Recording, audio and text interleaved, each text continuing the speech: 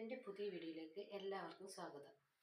അപ്പോൾ നമുക്കിന്ന് പുഴുങ്ങലരി പൊടിച്ചിട്ട് പുട്ടുണ്ടാക്കിയാലോ? അപ്പോൾ നമുക്ക് വീഡിയോയിലേക്ക് പോകാം.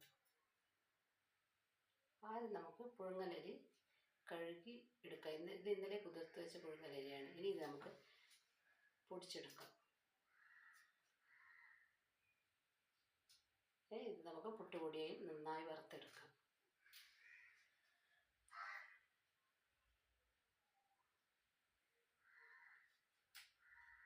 ഇത് നമുക്ക് കുറച്ച് ഉപ്പ് വെള്ളം നനച്ച് നന്നായി കുഴച്ചെടുക്കാം.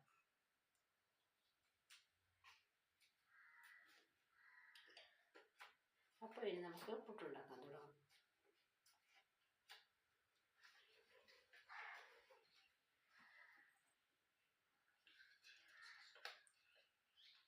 ഇത് കുറച്ച് സമയം വെച്ചാൽ നല്ല സോഫ്റ്റ് ആകും.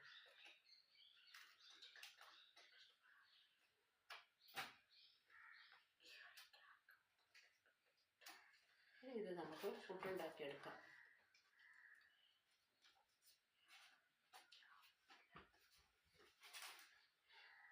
അപ്പോൾ ഇത് നമുക്ക് വാങ്ങിയ പുട്ടുപൊടി പോലെ ഉണ്ടാകും. അപ്പോൾ എൻ്റെ വീഡിയോ ഇഷ്ടമായാൽ